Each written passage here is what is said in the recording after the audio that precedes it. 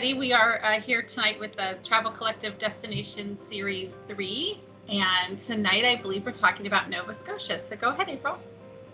Thanks for joining us, Paul and Linda. And congratulations, 35 years you've been together. And you guys are just the perfect couple that I would love to travel with. You love wine, you do murder mystery, you do football tailgating, you do all the restaurant tastings, and you just seem like such warm, wonderful people that you're very inclusive, and I would just have a great time on a trip with you. So I'm excited to hear about your travels to Nova Scotia. So thanks for joining us.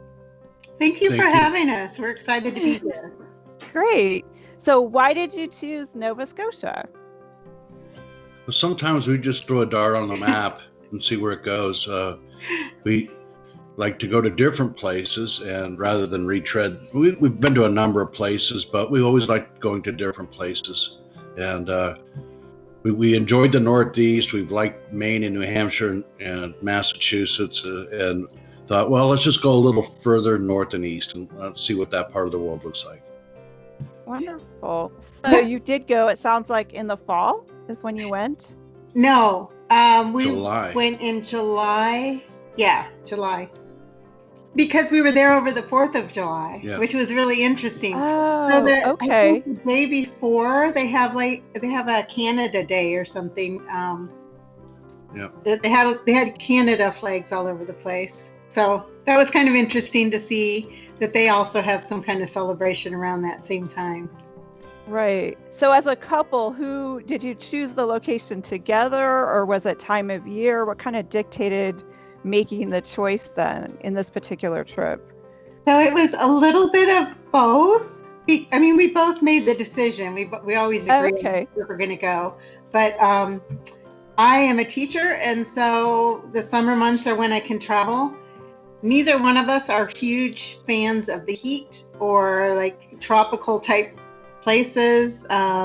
So I think that kind of helped make our decision that we'd go north. Right. Yeah.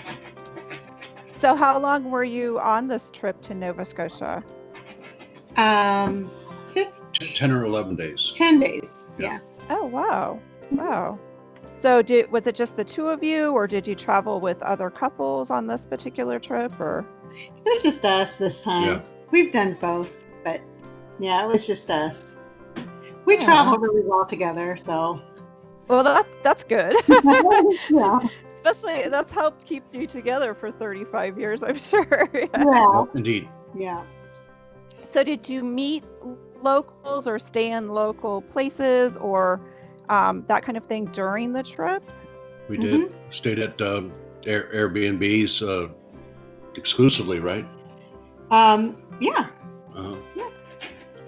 So tell us about some of the Airbnbs, or which ones may have been your favorite, or what towns.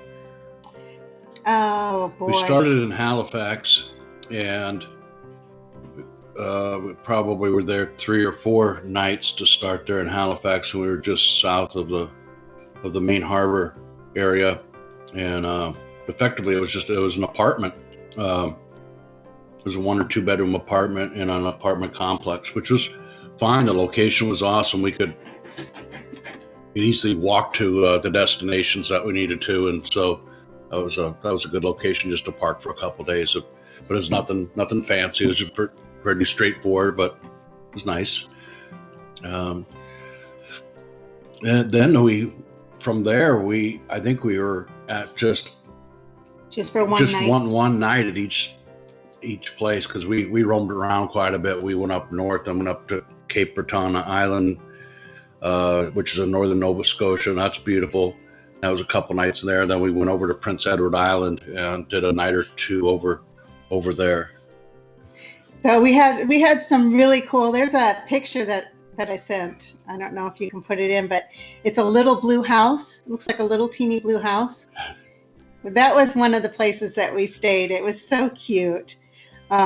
And then another place that we stayed was really, really rustic. So was it? Had electricity. They didn't have running water.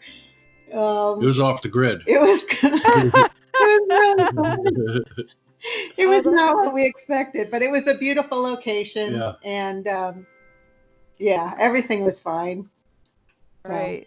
So what you flew then from Iowa directly to Halifax, or is it a flight that there's multiple stops? Because it sounds like, or did you drive all the way from Iowa? How did you, the transportation? Chicago direct. Oh, okay. Just a 5.5 hour drive from here to Chicago. So we've done that before because Des Moines being such a small size, we're going to have to one hop everything. So we figured, let's just drive to Chicago, and then it was just a 3.5 hour flight from there. Right. Oh, nice. And then you rented a car, it sounds like, once you got. So who laid out the trip? Did you do a lot of planning ahead of time, or did you kind of plan as you went along, or what kind of planning went into this whole trip? That's a good question. So initially, Paul kind of sets things up as far as travel. Like, he's the one that figures out the air flights and the car rental. And then from there, I took over basically and booked the Airbnbs. And so that once that's booked, then that kind of determines, all right, what are we going to do? But we do leave a lot of room for spontaneity. We in almost every trip that we've had, some of the most memorable moments have been things that we've just tripped across that aren't in any book, and just a lovely spot, a lovely place, a lovely time, and those have been the most memorable oftentimes. The one I think of two different instances on this trip. So the first one was our first day, I think, in Cape Breton. It was a distillery called Glen. Something Glen. Glen something. We have a picture in there. If you look in the pictures, you'll see that. North America's oldest. It was beautiful. Oh. Yeah, it was a beautiful place. It's a new building, but they've been doing this a long time. And we just had a really nice time. We did a tour, and we had dinner there, I think, and it was very nice. And then the second one that we stumbled across was it was on the harbor of a small little town. And when we were just driving along, and we saw a sign that said lobster and beer. Oh. And we were just like, let's stop. And it was just a really picturesque, beautiful little place. So. Oh, that sounds wonderful. So when you're stopped to say, like, we're always. Oh, he has another one? Well, there is another one that we have. Do you remember? Do you want to tell them about the little town with the boat and the? Well, now he has to. Please. Oh, that was cute too. Yeah. So we were on our way back to Halifax, I believe, that day, and we stopped in this little town, and it was like the quaintest little town. All these beautiful colored all the houses were different bright colors, and just like you think of when you think of Nova Scotia. And there was this boat, and I sent you a picture. Oh, good. There was a boat that was like up on land, and it was really pretty. I don't know how to describe it. It was just somebody's boat. And we wandered around the town a little. It was just so beautiful and quaint. And then we stopped and had some really great oysters or mussels or something. Seafood, a glass of wine, and just nice. The atmosphere. It was beautiful. We made a pledge not to have beef, pork, or chicken while we were there, and I think we met that. Yeah. Yep. Oh, did you? Oh, good. Why not? Right. Yeah, exactly. So when you stopped at some of these little, like, just, where it says lobster and beer, and you sit down, how did you feel about the locals, so to speak? Were they really friendly and engaged you? Okay. They were so friendly. That was one thing we loved about this trip. Everybody was so friendly. They just reminded me of home. We always say Midwest nice, right? So, right. I don't know who your audience is as far as probably people from all over, but you just felt at home. They were very welcoming, very kind. they go out of their way to help you. Just really nice people, very friendly. Oh, that's wonderful. So are there any special items or skills that you would think people would need to consider if they would be planning a trip to Nova Scotia in July? I think it's nice to be able to, it's nice to be able to do some hikes. We did a few hikes. The terrain isn't terribly challenging though, as far as where we went. I don't know. You wouldn't have to do those things either. So if somebody was not able to do those kinds of things, they would still have a wonderful time. We did the whale watching. Oh, nice. We did the Segway tour of Halifax. And both of those, you don't need any special. And you can do that anywhere. Right. It was fun. Okay. Yeah, that sounds fun. So getting to Prince Edward Island, is there a ferry to get there, or it's connected by a bridge, or? It's both. We got there by ferry, but when we returned, there's I don't know, it's a 20-mile long bridge or something like that. It's oh, wow. It's really cool. It sounds beautiful. That was nice as well. Yeah. And in July, I imagine, being that Nova Scotia is so far north, did you experience those long hours of daylight where it doesn't get dark until fairly late? It is not as far north as you might think it is. It's a long ways east, but it's slightly longer day, but not. I don't know what latitude it's at, but it might have been another 45 minutes on each side of the. Oh, okay. Yeah, it must not be as far north as I'm imagining then. Yeah, I know. That's what I thought before we went too. But as far north as you would think. It's not. It wasn't really hot though. The weather's very pleasant, very, very pleasant. I can't remember it being hot at all. The first day or two, it was hot for those Canadians. I know that it was 88 or 90 degrees. But the rest of the time it was very moderate. Yeah. And not very humid then. Not humid at all. Dry as a bone. Yeah. Because I remember those hot, humid Iowa summers where everything sticks to you. So what were some of your favorite experiences? If you can expand a little bit on some of the must-dos, not miss, things to see and do. Well, one of the things I really enjoyed was going to the Immigration Museum in Halifax. So it's very nice. I can't remember the number, but millions of people came in through there. It's like the second biggest place next to Ellis Island for people that have come in. And so we went there and we looked at my grandfather's records because they came in through there, he and his family after World War I. And we found their records, which was really cool. Oh, that's made a little copy of it and everything. And that was a really neat experience. We had a lot of really neat experiences. On the family history thread that you just mentioned, did you know that ahead of time? So you were kind of aware that you might find something, or was it, again, just like, here we are? So I didn't know exactly where they came in. I was hoping that we would find that they had come in there. However, even though they did have their records, it showed that they actually came in through either Montreal or Quebec City. Right. One of those. Oh. So it was Quebec. Yeah. It was in Quebec. They were from Belgium, and so they're French speaking. They're probably French speaking, or close enough. Right. So, yeah. So we did find their records there at the Immigration Museum, but they didn't actually come in through there. But we didn't know. So. Right. It's interesting nonetheless. It's a nice museum there. Yeah. What else would you say was? Burnt Coat. Oh yeah. It's just really awesome. It is on the Bay of Fundy. I think they said it's a geological anomaly, but from high tide to low tide, which occurs twice a day.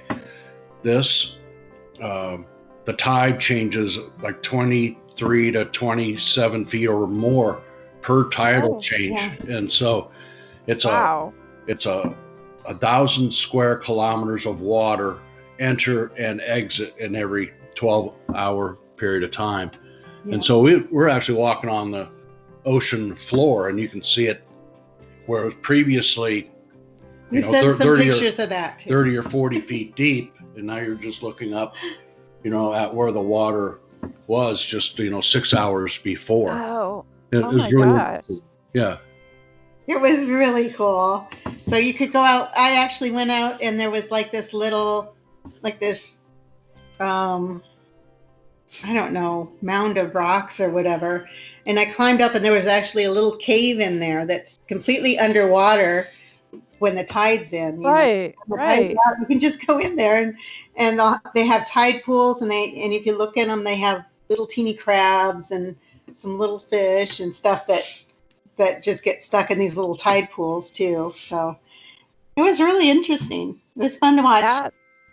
That's really interesting. Yeah. So tell us, go ahead. Was there another amazing spot? Oh, there's just so many. That was one of my favorite trips. We love Nova Scotia. And it was a little bit surprising because, we've been in other countries around the world, and it was just next door, Right. And it was probably one of our favorite vacations. So as far as language, money, any of those things, do people need to, do you need to change currency or, English, any of those considerations for travelers? You'll need Canadian money. But that's really pretty easy to do. We used our credit card or our debit card a lot. And so that was not really a problem at all. All English speaking. They have some areas we found that were French. Or even Irish settlements. All English speaking. Yeah. Some of the signs were in French. Some of the signs were in Gaelic. Mm-hmm. So that was kind of interesting. Oh, that's interesting. Yeah. Was it easy to navigate the driving? Yeah. Oh yeah, very. No problems. No problems? Well, that's no good. problem. Well, that leads me to my next question. If there was a lesson or a travel mishap to share with us. Anything to do over. I guess that one bed and breakfast or Airbnb, I would have chose a different place to stay, but it was an experience. It's still made an experience, and it's memorable. You have to raise the bucket of water above your head so you can tilt it in the shower, and compost toilet, but at any rate, it was interesting, Right. Yeah. So what was the description for that Airbnb out of curiosity? Did it mention that? Or I think when we look back at it, I think it was an honest description, but we may have overlooked how rough it was. Yeah. So I don't think it was their fault, and we never. It wasn't misleading. No, not at all. We just were. You just have your pictures in your mind of what you think this word means. Rustic. What does rustic mean to you? It might be something different than what somebody else might think, right? Yeah, exactly. Did the location though offset it? Was it on the water? Beautiful. Could you see the stars at night? Something like that? Was it really worth the location? It would have been that type of setting. It was up in the Highlands in Cape Breton. It was beautiful. Yeah, it was nice. It was. They have a national. There's no street lights. There was just no noise of traffic. So in a way, it's very much like camping out in the wilderness or something, maybe a little bit. Wow. So that's I wouldn't say that was a terrible experience at all. Right. Maybe I'd do it differently, but maybe I wouldn't. Maybe I would. Right, exactly. Embrace it. Right. Mhm. So since you were choosing Airbnbs, did you do some of your own cooking? Did you eat out? Share a little bit about the food. I know you touched a little bit on the food experiences, but share a little more with us. I think we mostly ate out. Did we ever cook in? I don't remember. No, I don't think we did, really. I'm not sure we did on that trip. I think we did breakfast in our Yeah, we did breakfast. We carried our breakfast stuff with us, and it was hard given that we were traveling through the day and going from really we were staying at these places for only one day. So we get in there, try to do everything you can within the daylight hour, get in, go to sleep, and Linda knows me, it's like, it's 6 o'clock, time to get up and at 'em. Let's go, And so I tempered that a little bit, but no, we're not spending a lot of time in those places. So I trained him a little bit better than that now. It was more like that in the beginning. Yeah. Now it's like, okay, I'll let Linda sleep a little, right? Yeah, let you sleep a little. Yeah, this is supposed to be vacation. It is. So one other thing that I just thought of that was a really cool experience.